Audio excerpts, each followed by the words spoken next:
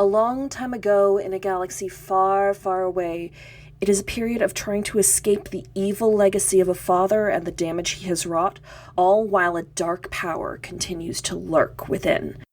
In the wake of Dracula's defeat, a new creature of the night stalks the streets of London. Someone younger, more beautiful, more tragic, but still just as dangerous. And also so much gayer. Dracula's Daughter is a movie from the 1930s made during the Hays Code era. As such, its depictions are highly outdated and subject to weird conservative morality, and if that's not your thing, then, well, please proceed according to your needs and comfort level. This podcast is for entertainment purposes only. The views expressed therein are solely those of the speakers and do not necessarily reflect the views of their employers.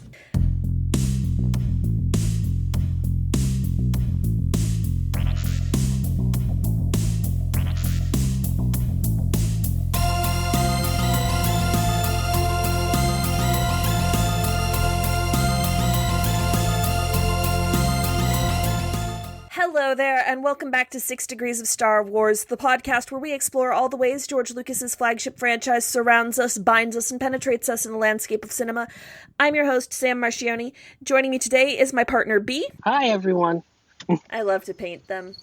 Gillian Quigley. I haven't dabbled that far into the dark universe to be afraid of it yet. And Shamila Karanakran. The women of London don't want to be saved from Dracula's daughter. They're exactly where they want to be. Yes, we are talking about Dracula's Daughter, the Universal monster movie classic that was, like, right on the borders of copyright infringement to the point where they had to switch Van Helsing to Von Helsing, even though it's the same actor from the Bela Lugosi Dracula. It's distinct enough for legal work, I guess, so... Yeah, that was crazy. Distinct enough for legal work, but apparently when they were in talks with Bram Stoker's widow, it turns out he didn't, renew the copyright in the US, so Dracula was public domain at that point. Shenaniganery. Some vindication for Nosferatu there.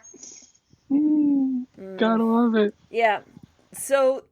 I'd only known about this one by reputation. I run in a circle where a lot of my friends are really into the Dark Universe shenaniganery, and all the power to y'all. I only have so many spoons, and far too many of those spoons are currently taken up by real-life stuff. Yeah. Mm-hmm. Yeah, I feel that. Yeah, I don't even remember who was cast as Maria in the Dark Universe. I'm just mostly a lot of approximate knowledge from my time in Dracula Weekly with Jazz and Nick. Oh, it was Janelle Monáe. Nice.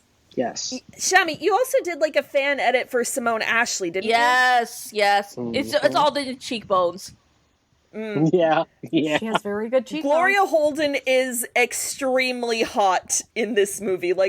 One of the very first notes I wrote when she finally fucking showed up was, Maria is mommy. Yeah. Yes, especially with that look. From certain angles, she was sort of giving me Catherine Hahn vibes, especially with the nose and the jawline. I can see it, absolutely, yeah. Catherine Hahn's already been a witch. Why not make her a vampire? Yeah. Yeah. Yeah. But God, it took so fucking long for her to show up. For the first 15 minutes of this movie, I'm like, I'm sorry, why am I essentially watching a buddy comedy with vaguely gay cops and Dracula spark notes? Because it directly picks up from where the 31 movie left off. Yeah. This is not the way to do that. If it were me, you would just start with Maria burning Dracula's corpse. That would be way more impactful. Especially when you're barely over an hour in runtime. Yeah. But those cops were definitely gay, right? I wasn't the only one picking it up. Oh, they were super gay. Yeah. They had such married vibes. That was some C-3PO and R2-D2 shit. Yeah. Some Bubs and Darlin. Oh, which reminds me, Ire, wake up, buddy. Greetings, I am IER60, Star Wars Retelling Connections. Point of intersection found. This is degree 6. Gloria Holden was in Lux Video Theater with David Winters, who was in the Star Wars Holiday Special. Additional source material found. This is a retelling of the short story Dracula's Guest by Bram Stoker and Carmilla by Sheridan LeFanu. For additional connections, check out 6 Degrees of Star Wars.tumblr.com/sibling blogs. Good, droid. There's your 60s snacks. Got you the Papa Cash ones.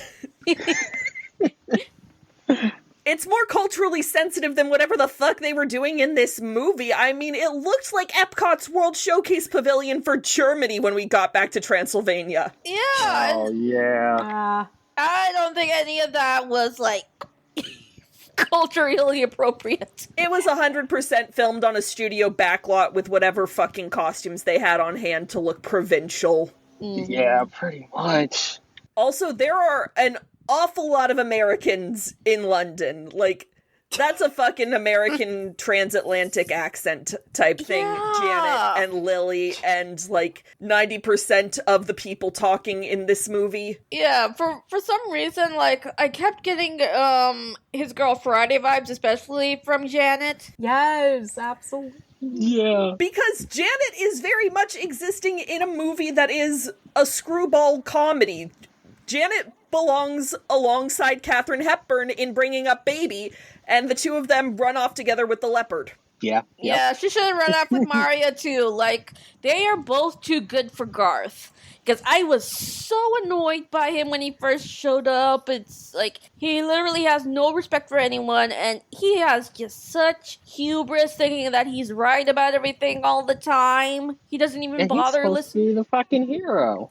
Boo this man. Ironically Fucking enough, like, Cesar Romero was originally supposed to play him before he dropped out. Oh, wow. That could have been interesting. Yeah. Or at least more charismatic. I don't know who or what the fuck Otto Kruger is, but he is boring. Like, the most memorable thing I could think about him is like, I know perfectly well how to tie a tie. Anyone can tie a tie. Then tie your fucking tie, asshole! Stop making the competent women around you do it! Janet should have choked him with his own tie, and Maria should have dropped her coffin on him. Yeah. I see why he was made a villain in the Dark Universe version. Yes! Yes! I give the movie the bare minimum of credit for not designating Janet his love interest. Yes. Even though we did the whole trade your life for hers thing. Yeah. Yeah, this is not how you do... If they were trying to do a pick kiss, it was just forced. Yeah. Even, like, we have a whole scene dedicated to Janet saying, fuck you, I quit. And he's like, fine, you're fired. And then he's like, come along. And I'm like, no! She's just stuck with her guns and quit. Yes. Watching that scene, I was like, what? Wait, what the fuck? What? Huh? Like, I was thoroughly confused. I was like, okay. Yeah, also, you're a baroness, Janet. You can do whatever you want. You don't have to stay with him. Right. He's the fucking worst. Like, oh my god. Like, Yeah, and he was also the one going vanity with all the thing about mirrors, and he said when he's going like when he's in Maria's flat and goes, "Oh, I haven't seen a woman's flat without 20 or so mirrors or stuff." It's just ugh. Oh, Man. Yeah, it makes sense that he's a psychiatrist because he's a quack. yeah, he's a major quack. Yeah, especially that scene where they're talking about exposure therapy, and that's how he treats alcoholics. Like, I don't think having a model take off her shirt is the sort of exposure therapy you give to a lesbian vampire. No. Boo this man! Boo him! Boo! For something about, like what I said earlier, focus more on Dracula's daughter rather than the men. We spent too much time on this guy. Yeah, seriously. Okay, remind me, has everybody here seen the 1940s Ingrid Bergman Gaslight? I know Shami was on our episode about it, but Gillian, have you seen it? Not since film school. I know it by reputation. Okay, so the big honkin' ring that Maria wears to do her hypnotism, like, that belongs with the jewels that were the focal point of Gaslight. Like, that is some big-ass costume jewelry nonsense for her to have the big evil ring of evil. Yeah. Yeah, actually, and I hate to keep bringing up Dark Universe, but Dylan and Dalton actually give it a purpose in their version. Well, not their version, but the version that was pitched by the writer who came on the show for it. Where here it's just like, oh yeah, hypnotism. No, in their version, it's the power. It's like the source of Maria's power as a vampire. Oh, okay. Yeah, because it's an enchanted ring that makes her a vampire. Because in the Dark Universe, Dracula, he's the fucking worst. I'm sorry, when is Dracula not the fucking worst? When is Dracula not the fucking worst? Like, even in this movie, I don't know if Francis Ford Coppola did this on purpose, but the actor who plays Van Helsing in this movie and Anthony Hopkins look incredibly similar. So I'm like, was that deliberate? And then I just started going off on a tangent thinking about how much I hate Bram Stoker's Dracula for perpetuating the whole Mina is Dracula's lost love thing. And why... I know why Mina isn't in this movie, but God, I wish Mina were in this movie. Oh, yeah. But no, the Dark Universe Dracula is just misogynistic. Like, he doesn't, like, turn women at all. That's the reason why Maria has a ring in the Dark Universe version. She is like, women are beneath me, I'm never turning them. Here's an enchanted ring that'll make you a vampire. Mm-hmm. But speaking of being a vampire, because, I know that there's a novelization of this where it reveals that Dracula attacked Maria's mother while she was pregnant, and then Maria was technically born a vampire due to this. So isn't this like essentially Blade's origin story? Sort of, kind of. Original fucks at Marvel. Sort of, kind of. I mean, yeah, the whole... That is the movie origin for Blade. If I remember correctly... Like, it's slightly different in the comics. Yeah. Yeah. Sounds about right, but I don't know Blade, but there's always some sort of, it was different in the comics. Oh yeah, like Blade's like 100 years old and shit like that. Like, he's... We should clarify we mean the Wesley Snipes Blade, because allegedly Mahershala Ali's Blade is still in play. I am pressing X to doubt extremely heavily. Yeah. Supposedly Blade is being reworked into a Midnight Suns film. Supposedly. Shane, this is the 7th time you've showed us a Blade review. He's also supposedly getting included in Secret Wars. I'm not holding my breath, partially because I'm not a vampire. Yeah. Yeah, we have more luck with the Blackula remake than this.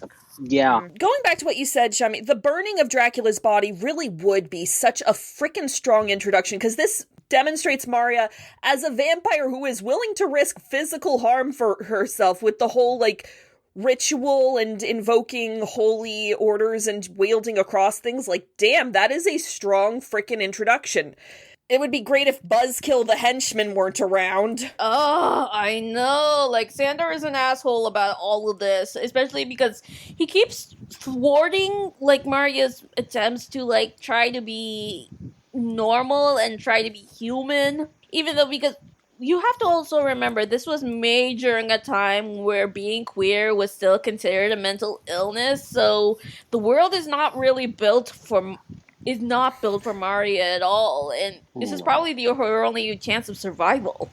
Yeah, and then at the very end, it's like, but you promised me immortality. And I'm sitting there like, okay, so if she gives What's-His-Face eternal life to be, like, her beard/live-in psychiatrist, why can't she also give you eternal life? Is there, like, a limited number of eternal life tickets or something? Like, I get that this is Hays Code bullshit happening and the evil woman has to be punished for daring to assert her own agency and whatnot, but come on, that is a weak sauce ending. Yeah, so anticlimactic. Yeah. Yeah. Very anticlimactic. Good final line, though. Or at least... Yeah, it was. But that ending, as soon as it was done, I was like, what the fuck do you mean? I was 100% Zuko going, that can't be it. Where's the rest of it? Right, yeah. I sat there for a good 5 minutes like, holy shit, that's how that ends. I mean, this is also a movie that should have been a tight 90, be little over an hour, but Yeah, that's the thing. A lot of the films back then, it was like, oh yeah, we're gonna make this like 70 minutes, 80 minutes. That's enough. Like, no. Yeah, but they probably could have used it to flesh out more of like Maria's backstory, because a lot of, stuff that we know about her is like, well, we mostly know that she does not want to be a vampire anymore, and that's pretty much it. When she's supposedly a Hungarian countess, but we don't really know much about her beyond that. Like, we know that she can wield a cross where Dracula can't. She just can't look at it. And we also know that she does not drink wine. She said the thing! She said the thing! I Ding, roll credits. Yeah. Yeah. So, I do have like a couple of theories about why Dracula and Maria can't drink wine.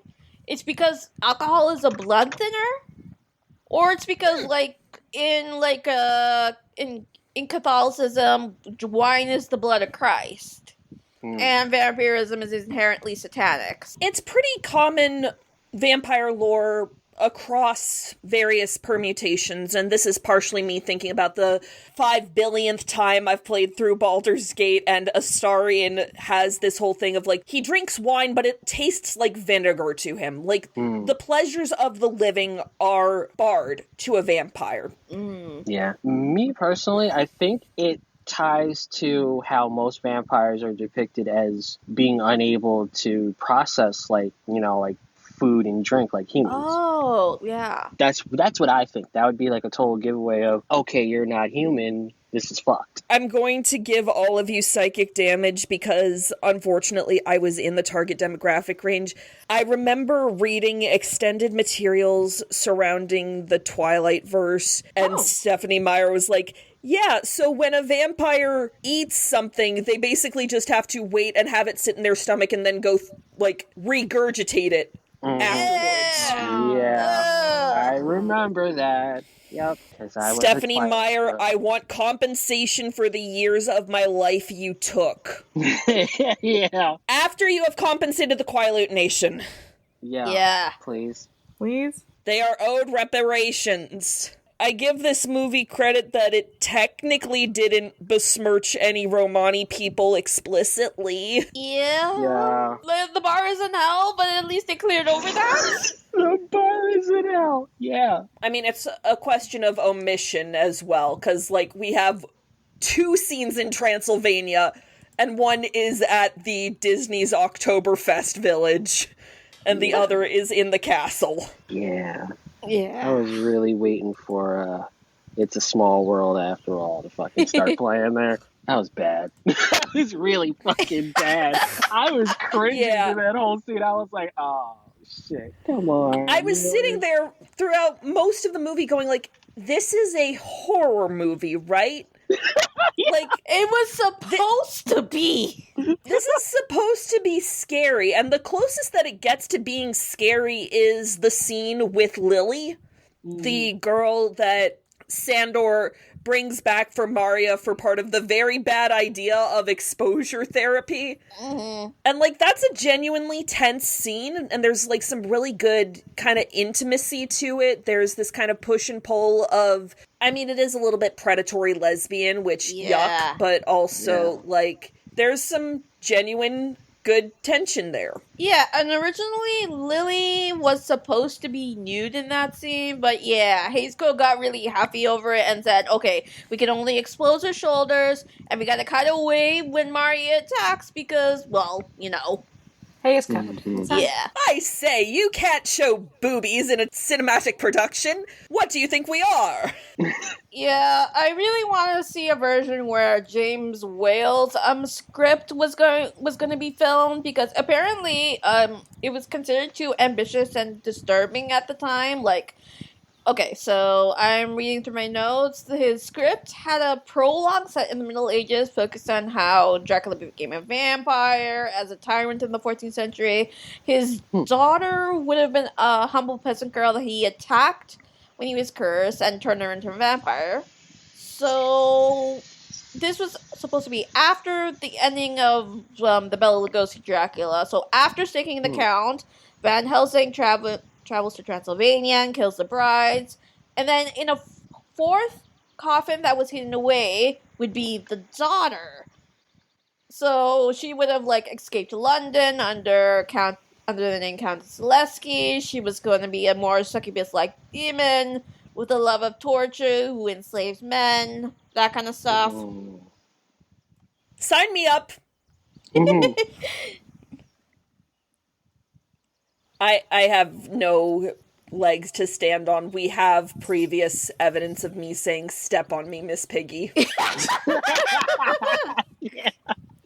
Yeah, we can also blame the Hays Code for this because, James Whale's script is pretty banger from what I've seen bits of. We truly cannot have nice things. No, never. It's a universal constant. Yeah. Ah!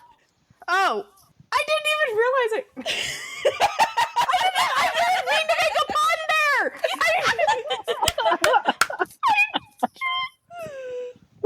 One might even say a dark universal constant. I mean, they are dark universal concepts to be afraid of, but... No, but every woman in this movie deserves better. Maria Zaleska deserves better. Lily deserves better. Janet deserves better. Even the fucking nurse deserves better. Yeah. Miss Peabody. Miss Peabody. Poor Miss Peabody. Yeah, she should have also choked Garth with his tie. Seriously. I fucking She at least hate has that the man. excuse of he signs her paychecks, most likely. Yeah. Yeah, but still. They God, all I hate deserve that man female so much. writers. Yeah. They deserve a musical written by Dave Malloy. Yeah. Dave Malloy and Jen Silverman, to be clear. I was like, at least Hedda Hopper looks like she's having a good time. Oh yeah, Hedda Hopper was in this. Yeah, she was in this. Yeah. Guess they'll just, do whatever at this point. Rad as hell. Have one day on the Universal lot while you're doing... We still kind of do that. We let James Corden have a whole career for whatever fucking reason. Why did you mention that man? That man is going to just going to stalk us all down now because you mentioned him. I'm not scared of you, James Corden. I forgot he existed until you mentioned him just now. But, yeah, Hedda Hopper's kind of, the most enduring person in all of this, because I don't think, anybody else in this movie ever really went past the 30s and 40s in terms of their longevity. Or at least I've never heard of most of these people. Yeah, I think you got a point there. Yeah, but speaking of Gloria Holden, this was technically her first starring role. And, well, she absolutely hated having to play Maria.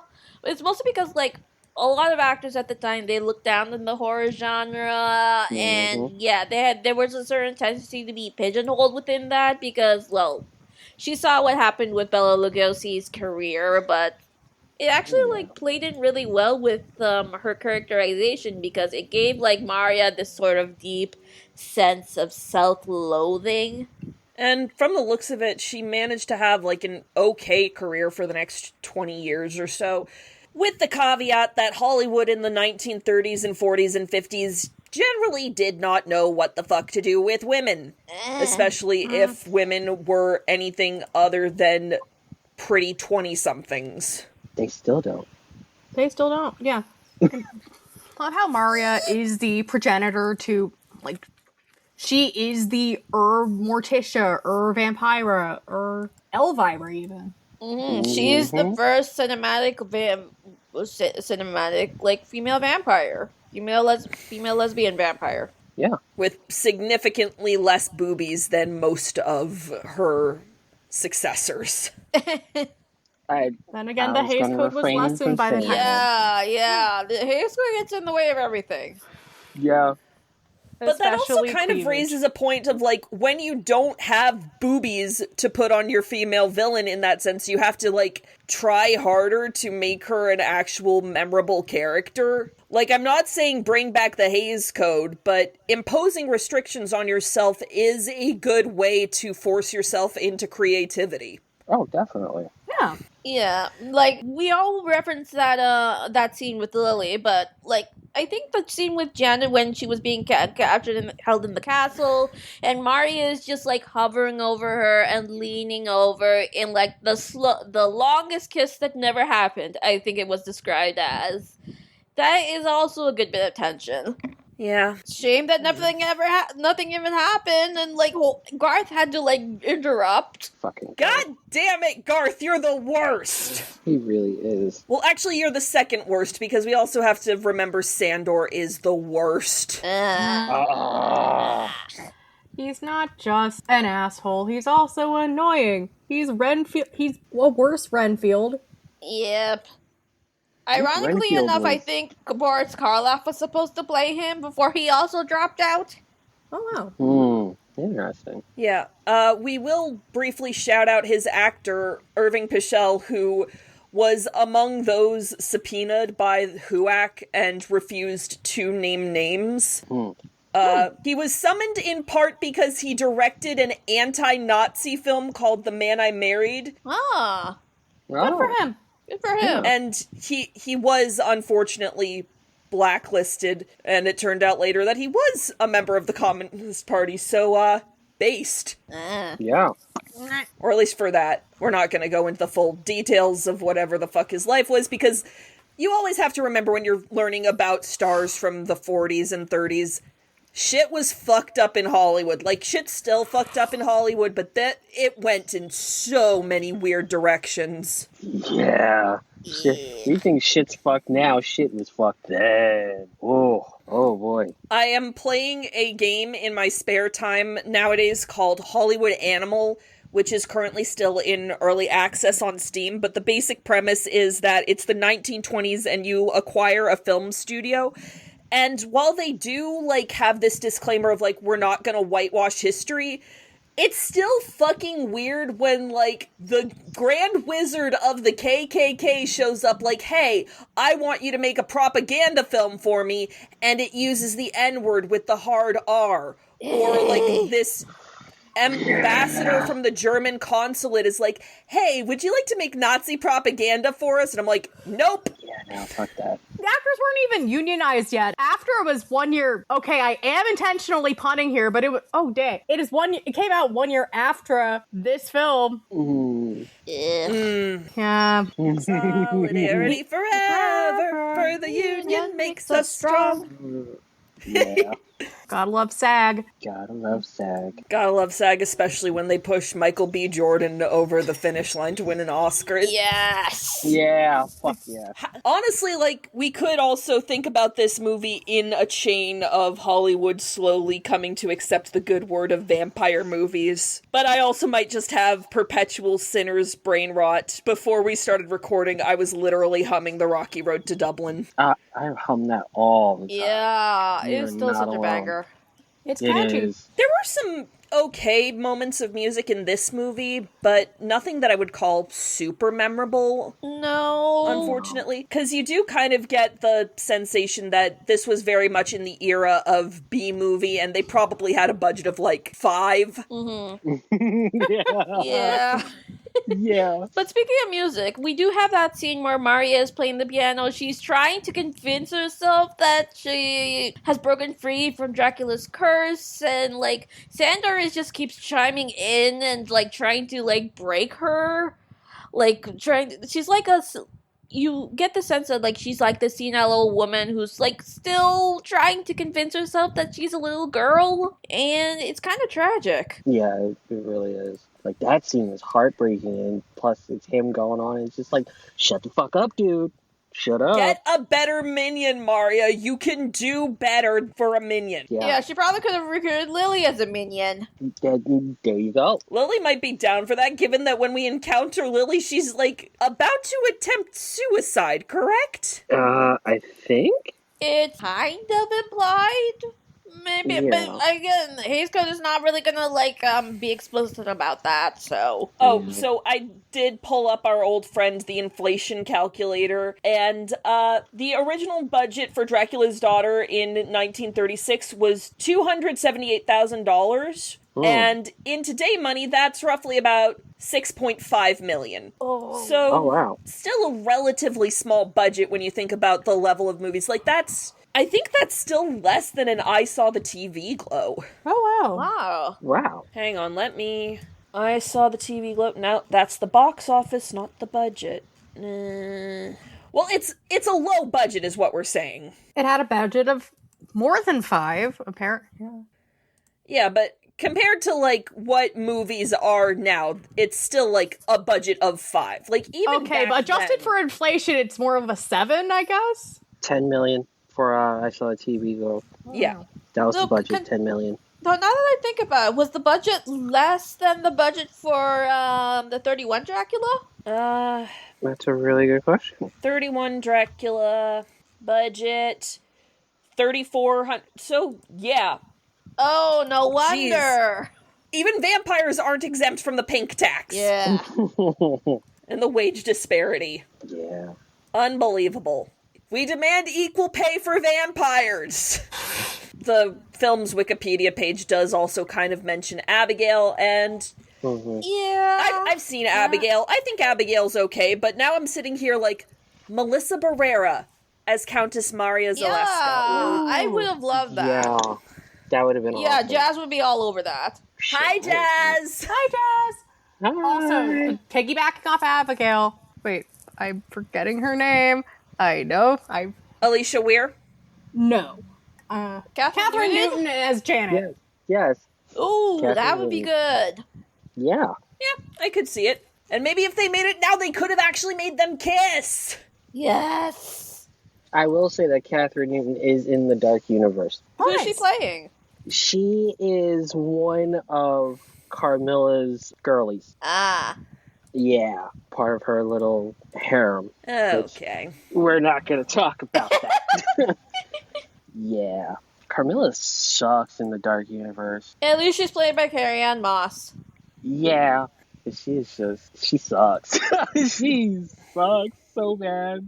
And I just realized that's a pun because she's a vampire. Yay. So, speaking of Carmilla, she really needs to save Maria from a really bad case of compulsory heterosexuality. Yeah. He is not the love of your life. He is literally just a guy. Hit him with your with a horse-drawn coffin. carriage! Yeah. Well, with Maria, I was seeing a lot of parallels with Irina from the original Cat People film. Oh, yeah. Both Eastern European, very repressed, and trying to fight against their nature, and clearly, obviously lesbians, but forcing themselves to be straight. Yeah. Just watching that movie, I was just like, oh, she's gay. Yeah. She's so gay. She's more queer than a $3 bill. She's so gay. And then it's like, I need Garth. It's like, what the fuck do you mean you need Garth? What? I'm thinking she wanted him as a beard. Yeah. I'm still going with live-in psychiatrist. Yeah, that makes more sense. That's He is still a quack psychiatrist because he ends up killing Lily. Yeah, what the fuck? And he does good not going, lose his Doc. license. You killed her. I mean, the way Wikipedia explains it, Lily, goes into shock and has a heart attack. Yeah, but because still. he hypnotized her and induced it. Yeah, she died because he was doing fuck shit with her brain. I mean, it's this man needs to lose his license now. He should Right have. now. Right there. Right then. On the spot. Your license gone. No board review. Lose your fucking license. Well, I mean, in that sense, wouldn't Maria actually be the perfect client for him because he can't fuck with her brain enough to kill her? I mean, I guess, but it's why the fuck would you want somebody don't like subject that in Maria your to that. brain? Because can also fuck with his. Because I'm pretty sure, because this is around the time where shrinks were all about Freud. We are not about Freud in this house. Hell no. Fuck that. Fuck Sigmund Freud. All my homies hate Sigmund Freud. Simone de Beauvoir is where it's at. Right? I fucking watch A Dangerous Method for Keira Knightley. That's it. I don't think that's the argument you want to be making, babe. No, I just realized that. I just realized that. Do I need to get out the chart explaining why you have to wear a chemise under your corset? Do we need to discuss nipple chafing? Mario would probably. Listeners, we brought this up in the Gaslight episode, but I'll bring it up again. If you are going to be wearing a corset, whether it is to a Ren Fair or to any kind of cosplay convention or for Halloween or to Pride, please make sure you are wearing the appropriate lining undergarments underneath the corset, both to protect it for washing reasons and also to protect your nipples. Also, my disclaimer for my Keira Knightley comment, I'm just a very gay femme. And Yeah, I you like are. women. And I like Fair femmes. enough. Fair enough. I appreciate everything that is female-shaped. Okay. Dracula's Daughter, 1936. Yes, a great redirect. Yeah. So speaking of fashion, Speaking of enjoying the female form of home or femme adjacent, I feel deprived of proper Victorian era costumes, but I know that they also updated like the Lugosi Dracula to be in the then contemporary era. I'm still allowed to mourn the loss of my pretties. yeah. So Maria in the outfit at the beginning really reminds me of the vampire from A Girl Walks Home Alone at Night. Like, she looks like she's wearing a chador. Yeah. Maria's fashion, it's like she's like stuck in the 20s. Like, she does have like that glam goth 20s fashion going on with the silhouette. Mm-hmm. For the most part, I'd be more like 1910s than 1920s, because 1920s was when we got to like drop waists, which are like really low, and she's in pretty form-fitting attire, all things considered. But I was mostly thinking about like the motifs where, you know, like a lot of 1920s fashion was borrowing from Egyptian motifs, that kind of stuff, and like some like the collars and like her the sleeves, that kind of reminded me of that. Yeah, I can see that. Egyptomania, I can definitely see that. Her more dated clothing makes me think of Interview with the Vampire, especially the original film, where Lily and Lestat, they've spent decades, you know, wearing the same clothes, and even the slaves are like, your clothes are kind of dated. Are you sure you're not just always fucking thinking about Interview with the Vampire? Look, I'm an Anne Rice fucking super fan. You know this, okay? But it made me think of that immediately. But speaking of Anne Rice, this is wasn't like Dracula's Daughter part of the inspiration for like her vampire fiction? Like, she even names a bar after Dracula's daughter in one of the books. Yeah. I could see it. Yeah. Entirely possible. I have never read any Anne Rice outside of Interview with the Vampire, and I'm behind on the Vampire Lestat, much to the consternation of this one, I am sure. I mean, I just caught up. So I was rewatching season 2. So I'm not too perturbed about it, but I'll definitely give it credit, like, this is very much fodder for Anne Rice's whole reluctant vampire, discussing the nature of what it means to live and to live truly, etc., etc. Mm-hmm. Yeah. Yeah, she is the OG reluctant vampire. Oh yeah. Gay? Gay. Yeah, Gay. hella gay. Yeah. So gay. Super mega gay. It's, like, oh no, scary foreigners are after our women, lesbian edition. yeah, which is like, holy shit. If scary foreigner bad, why accent hot? If scary foreigner's bad, why high cheekbone? As we are recording this, the Tartan army has started departing Boston for Miami, and I'm like, no, take me with you. Take me with you back to Scotland. Take me back to the old country. No, that's Ireland. God damn it.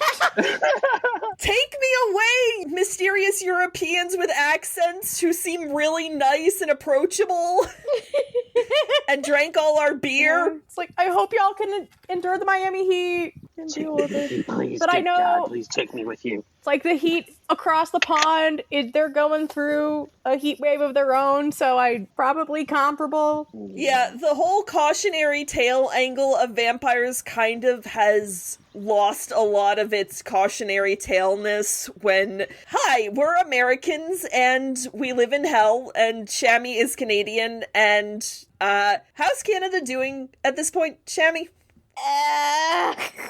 You don't really want the details on that. River is gonna, yeah,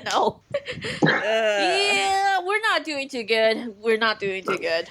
So, like, maybe we should let the vampires take us back to the old country and leave Turtle Island to its indigenous peoples. Yeah. Yeah. Shit just sucks, people. It sucks all Happy around. Pride, everybody. Ew. Happy Pride. Happy Pride. Someone do a remake of this a la The Shape of Water. Let Janet choose a lesbian vampire for once. Yeah.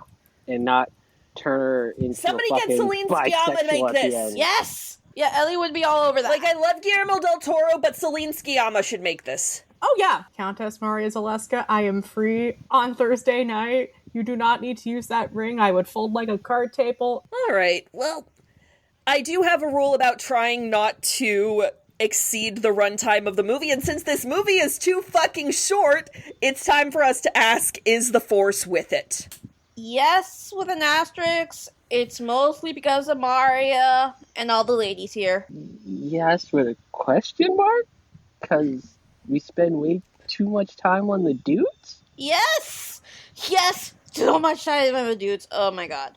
Like, if we really wanted to, like, talk about the ladies, we could have just gone through my notes. Yes, with an asterisk, because I can recognize this as a period piece and a product of its time and how much farther we have gone since then. But also, the yes is also for Countess Maria. Yes.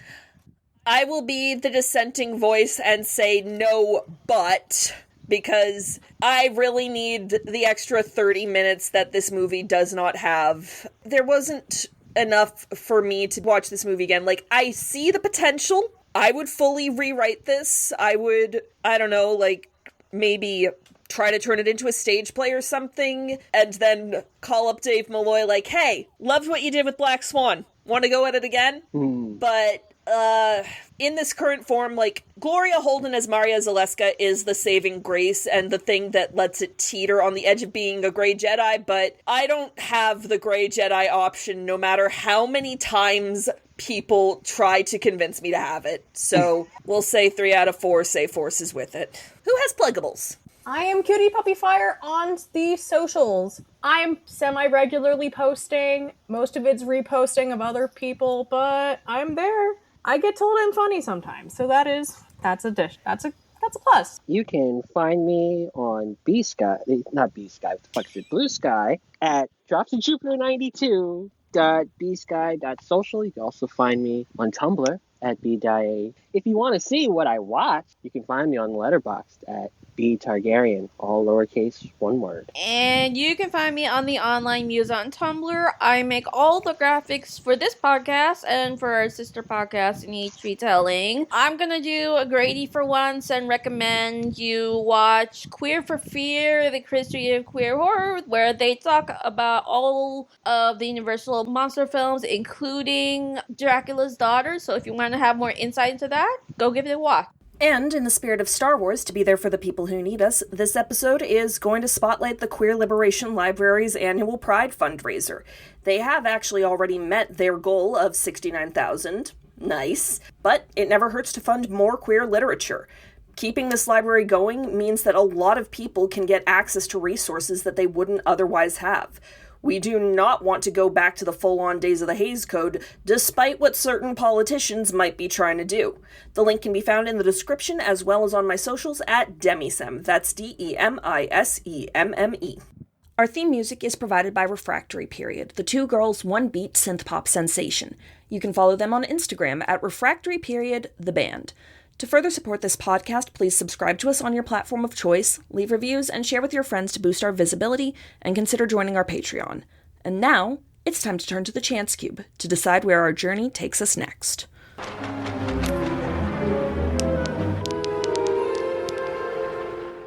Well, what's it? It's a 5. 5. It's a 5. So I feel like this is coming late, but also still apropos. For our 4th of July episode, we are going to be doing Miss Juneteenth. Nice. Ooh. We'll see you all next time. Until then, stay safe, stay strong, stay beautiful, and may the Force be with you.